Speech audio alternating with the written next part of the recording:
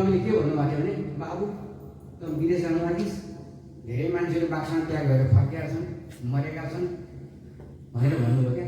म भर्खरै थिएँ त्यतिखेर 24-25 वर्षको। कुरा त हो ठिकै भन्नुभएको खुलियामा हजुरले, तर त्यो मरेको भन्दा धेरै मान्छेहरू कमाएर पनि फर्केका छन् नि त होइन। कमाएर फर्केको मान्छे तपाईँले देख्नु भएको छैन? मैले त देखाएको छु, हाम्रै गाउँमा छन् कति कमाएर ल्याएर घर बनाएँ, जग्गा किने होइन। हो तिनीहरूलाई हेर्नु म जान लाग्यो। अनि बढी आमा श्रीआमाले त्यही पनि भन्नुभयो भने मुसुक्क हाँसेर चलाक छ यो केटो भन्नु हो होइन। त्यही भएर हामीले चाहिँ त्यो नहुनेहरू, मरेकाहरू होइन, असफल भएकाहरूलाई हामीले हेर्ने होइन, हामीले सफल भएकाहरूलाई हेर्ने हो। किन सपना देख्नलाई, सपना साकार गर्नलाई जो माथि पुगेका छन् तिनीहरूलाई हेर्नुपर्छ।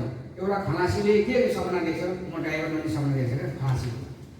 ठ्याक्कै अर्को खलासीले के सपना देख्छ? म यो गाडीको मालिक बन्ने, म गाडी किन्छु भोलि, गाडी सिकेर। अनि दुईवटा खलासीमा फरक परेको नि सपना, फरक पऱ्यो नि त। एउटा खलासीले चाहिँ म गाडी सिक्छु, म ड्राइभर बन्छु। अर्को खलासीले चाहिँ म भोलि गाडी सिकेर म गाडी किन्छु। अनि त्यो गाडी किन्छु भने सपना बोक्ने खलासी चाहिँ गाडी किनेर गाडी मालिक बन्छ खलासी। अनि अर्को ड्राइभर बन्छु भने खलासी चाहिँ ड्राइभर मात्रै बन्छ। अनि हामी कस्तो कस्तो सपना देख्ने होइन, सपना ठुलै देख्नुपर्छ। मैले पनि हिजोदेखिको सपनाहरू सानैबाट देख्थेँ होइन, तर त्यो सपनालाई लगातार हामीले पछ्याउनु पर्छ। तर पछ्याइन तिनीहरू ब्रेक लाग्यो भनेदेखि सपना फेरि हिसमिस हुन्छ क्या, हिसमिस हुन्छ। त्यही भएर संस्कृत श्लोकमा एक बुद्धि एकदम कामयाब बुद्धि, उच्च स्तरीय बुद्धि भन्छ क्या, एउटा गति। मान्छेले एउटै गति लियो, एउटै बाटो पहिलायो भने त्यो अवश्य पनि त्यसमा माथि पुग्न सक्छ। तर मान्छेले धेरै सपनाहरू देख्ने, धेरै सोचहरू गरे, यतै दौडिने उतै दौडिने, जे पनि गर्न थाल्ने, केही पनि हुँदैन। किनभने मलाई गीत गाउन आउँछ नि त अलिअलि होइन, तपाईँलाई मन पनि पऱ्यो होला होइन, तर मैले गीत गाएर पैसा कमाउनु सक्दिनँ, मलाई मान्दैन कसै। अब मलाई फुटबल खेल्न थोरै आउँछ, मलाई अलिअलि नाच्न पनि अलिअलि आउँछ है, बेसरी आउँदैन। अब बेसरी आएको भए त म नाचेर पैसा कमाउनु सक्थेँ नि त होइन।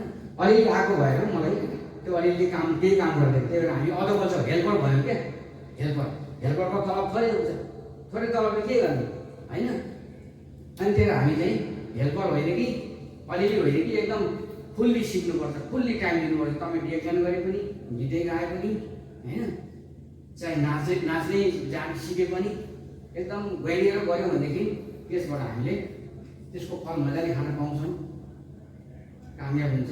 तर अलिअलि जान्दा पनि के हुन्छ, रमाइलो चाहिँ गर्न सकिन्छ होइन, रमाइलो चाहिँ गर्न सकिन्छ। त्यही भएर डिरेक्सन एकदम राम्रो प्लेटफर्म हो, त्यसमा शङ्का छैन। यो